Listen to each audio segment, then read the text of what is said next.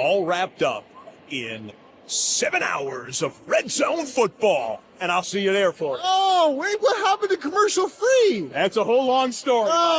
It's no secret that despite being nowhere close to the most popular sport around the globe, the NFL bodies every other sports league in terms of annual revenue, and it is not even close. We're talking Usain Bolt against your local JV track team. I think we have a tremendous business model. Football's unique combo of strategy, teamwork, and athleticism is what makes it the greatest sport in the world, if you ask me, the guy that has a football YouTube channel. But it's also incredibly slow and methodical by design. Each team approaches every independent play as its own battle with its own plan. When you mix that with the fact that the bursts of action are so violent, players can only physically handle a limited number of games, and you've got an unparalleled gold standard for advertising. Fox is sponsored by DirecTV. If you call yourself a sports fan, sponsored by DirecTV. 15 minutes is sponsored by Pizza Hut. More on car insurance. Game day by ordering online from Pizza Hut. Being inundated with commercials is such an inseparable part of football that down to the biggest game of the year, if you're not watching for the game, you can still watch for the ads. And while I do appreciate the clever comments some of you are writing about how you were served an ad before this video, I don't remember asking for your credit card information.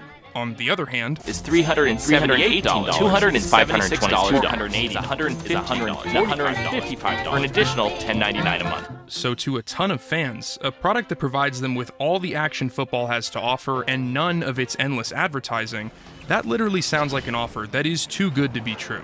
Hi, everyone, and welcome to NFL RedZone. I'm Scott Hanson, so ready to go for Season 17 of Every Touchdown. This is Scott Hanson, host of NFL RedZone since 2009, a show that promises to show you all the action around the NFL and famously every touchdown from every game. And because I know at least one person is wondering it, no, this is not the host of To Catch a Predator. You're thinking of Chris Hansen. I don't watch RedZone, but it's a big deal that Chris Hansen. It's Chris Hansen, right? What is your plan here tonight? Just hang out, watch football? Watch football. Yep. Who's playing tonight? Steelers and the Ravens.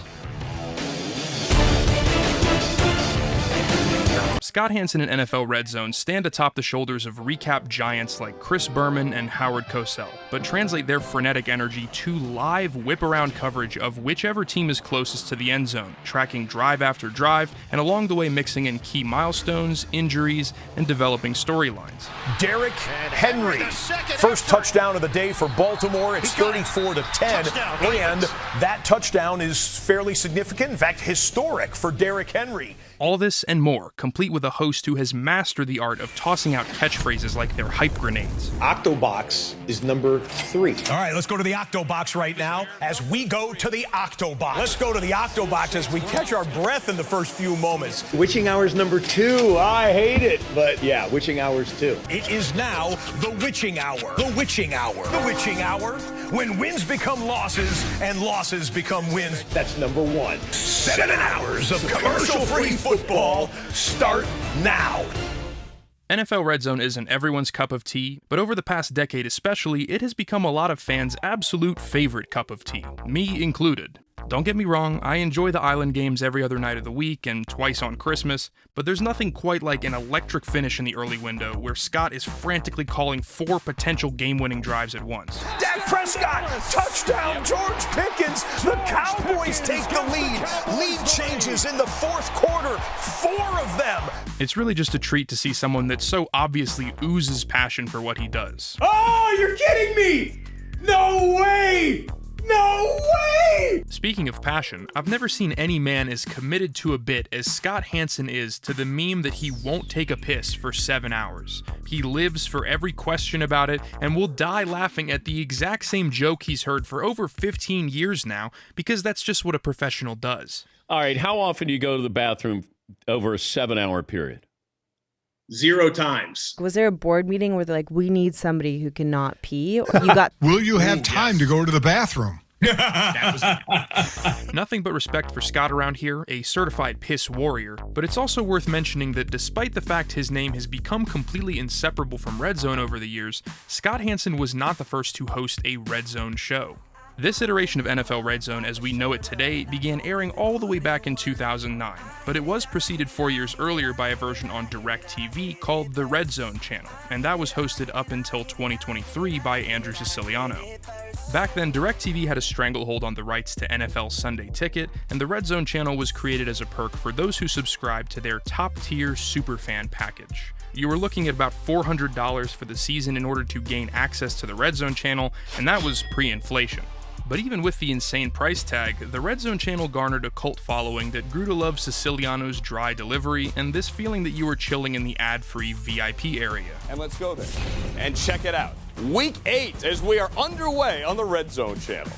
All this gave the NFL themselves an idea, though. They realized the format was a winner, and because they already had the rights to their own games, they could produce and offer their own version of the RedZone channel through NFL Network, accessing a much larger market by allowing viewers to bypass the cost of Sunday Ticket. So in 2009, that's exactly what they did. I'm your host, Scott Hansen. You're watching the first moments of the channel that we hope will change the way you watch football forever. That extra accessibility and affordability made it so that the NFL's version of RedZone was probably destined to become more popular than DirecTV's, no matter what. But I wanted to quickly give Siciliano and that team flowers for being the originators of the format. The NFL Network version had even more going for it than convenience, though. There's no coincidence that that boost for RedZone lines up perfectly with another boost in fantasy football interest, which led to the rise of daily fantasy, which led to the rise and legalization of online sports betting in general. And if you're invested in any of those things, what better format is there for you to watch than one that shows you every touchdown from every game? RedZone's popularity has been greatly boosted by all of these things, and that fact has led to it being characterized by some as nothing more than this watered-down anytime TD slot machine.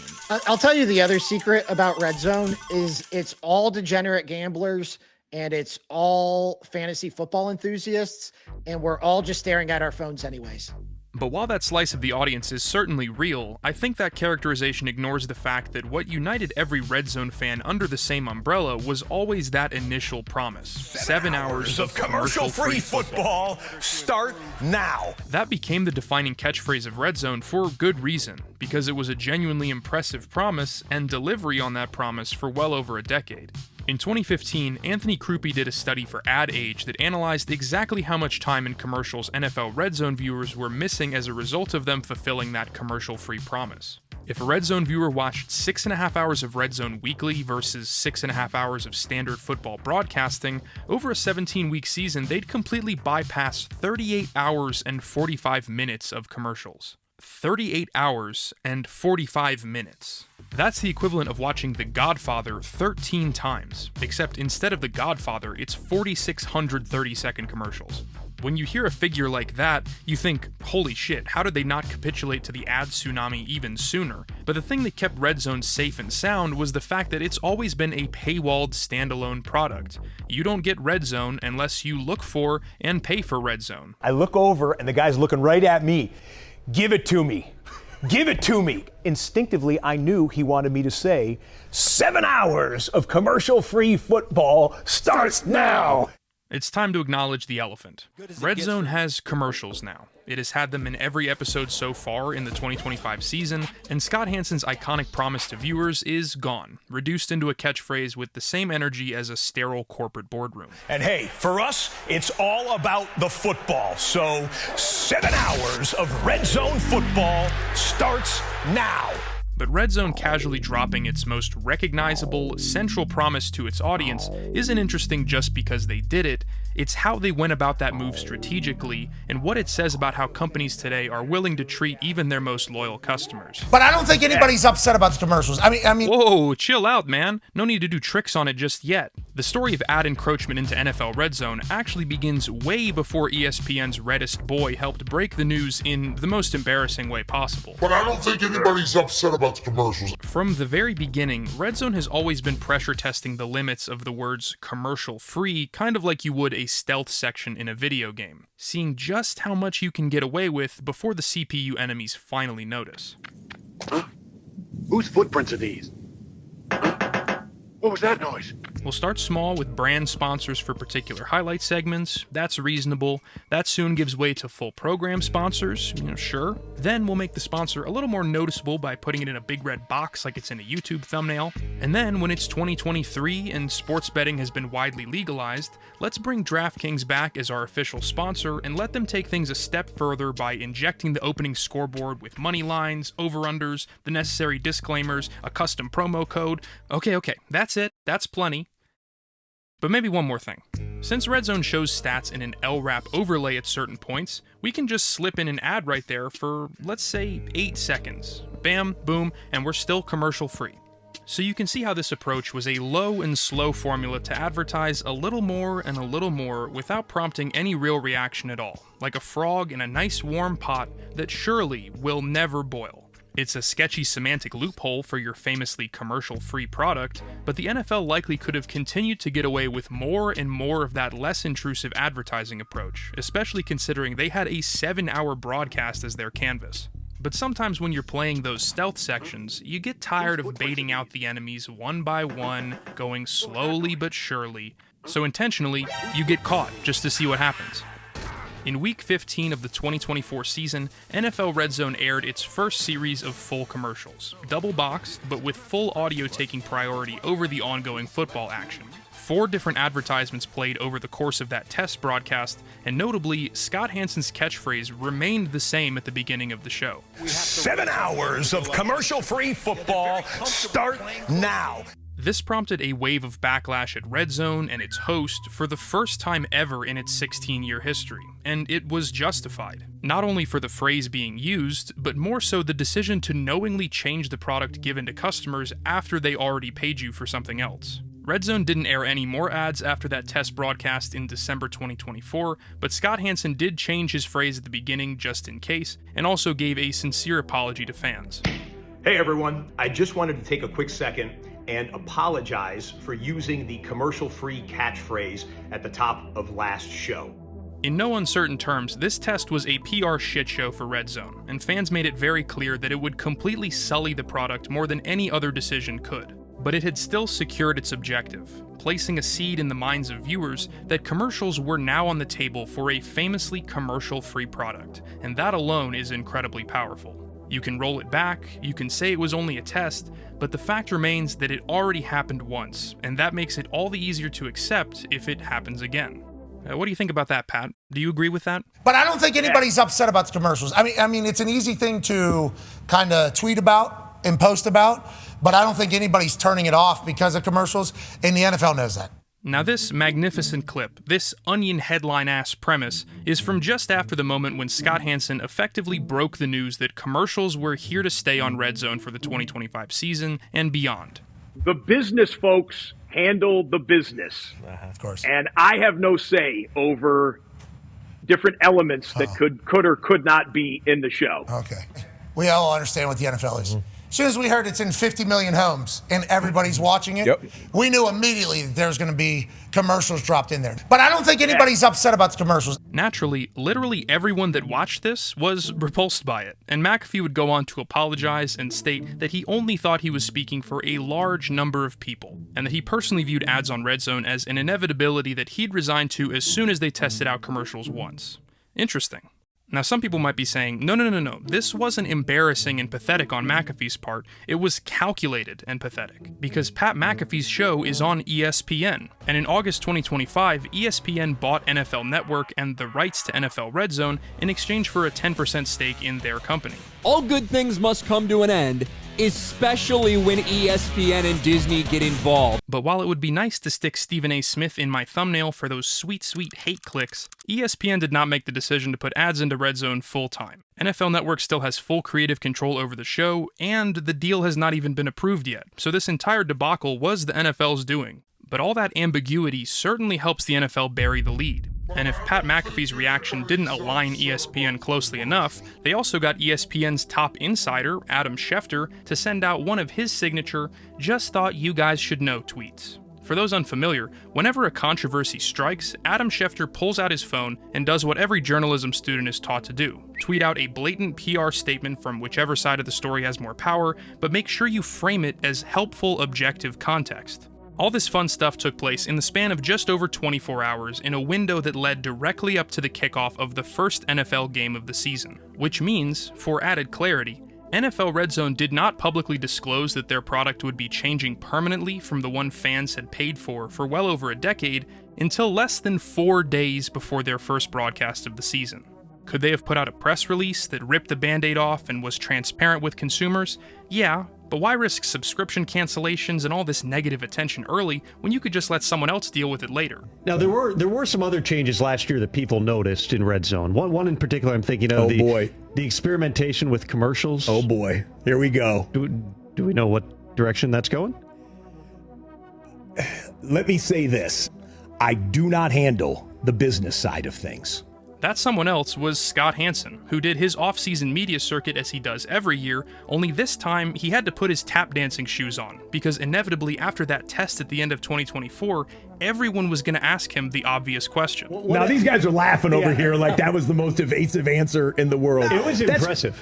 Well, thank you. You were a dancer in a past life. That's as far as I can go. Yeah, right now. So, what else? Oh boy, is it hot in here? The Pat McAfee interview was far from the first or only time Scott Hansen had to take a deep, uncomfortable breath and state that he is not in charge of the company's business decisions. It just so happened that McAfee's platform and unhinged reaction created so much attention that it became the straw that broke through the lid on my ice-cold Dr. Pepper. And thank goodness it did. Since that moment and indefinitely going forward, RedZone now includes 1 minute of double box commercials every week. With as calculated as these decisions are, I doubt the commercial load increases at least for the time being, especially because this seemingly small transgression was willing to make more people actively dismiss it and even defend the decision. Guys, the fact that for more than a decade, we've been able to, if we wanted to, turn on football on Sundays and not have a single ad served to us was always kind of a cheat we didn't really deserve. We're talking about a small portion of NFL fans here that are now have to sit through 60 seconds of ads over their 7-hour broadcast. I'm sorry if my sympathy isn't really there. But when the season begins to cool down, no one will be surprised when a bit more optimization occurs. And that's the strategy. Hell, while everyone was mad about the new commercials, they also increased those LRAP ad durations from 8 seconds to over 20 seconds now, and nobody even noticed. It's like a magic trick. The only difference is, that's not a quarter behind your ear, it's an exclusive DraftKings offer. Whoa! We all recognize that we live in an era of enshittification, but it's truly remarkable just how lazily RedZone went about this heel turn that tossed away their most universally known selling point. If RedZone had raised its price or created different tiers like other products have, of course that would still be born out of the same biblical avarice consuming the world, but at least it wouldn't fundamentally hollow out one of the most beloved aspects of any sports media product ever. 7 hours of commercial-free football. That is the promise that made NFL RedZone a unicorn. But instead, they took the route of slapping customers across the face and calling it a test slap, and then not even having enough respect for those customers to own this decision once they made it, keeping quiet and telling the show's beloved host to fall on the sword instead, banking that the goodwill he had with audiences would soften the backlash. I wanted to make this video first and foremost because covering RedZone's success and format is something I've wanted to talk about for years because it's something I really enjoy. The technical pass-offs and how well their wider team meshes with Scott Hansen is seamless, to the point that plenty of people ask him if he's the one manually swapping between games, because it really does feel like the perfect execution of one football superfan taking you on this stream of consciousness tour of the league. Get you a football. Oh, they got it! Whoa! The story of RedZone, from DirecTV to NFL Network to soon the ESPN umbrella, has always been about talented people who were creative enough to innovate how the most popular sport in America was consumed. That spark came out of a deep love for the sport of football, and that resonated with millions of people. So if you ask me, it would be a tragedy to taint that legacy by turning RedZone into another cautionary tale about how companies see audience loyalty as no different from gullibility when it can be used to make the line on the chart go up and up and up. As we have reached the end of the road, as we always like to say, to quote the good Dr. Seuss, don't cry that it's over, smile because it happened. But all of this yapping is making me thirsty. Does anybody by chance know of a product that could help fix this? No? Nobody? Okay, well, I'll see you guys in the next one. Take care.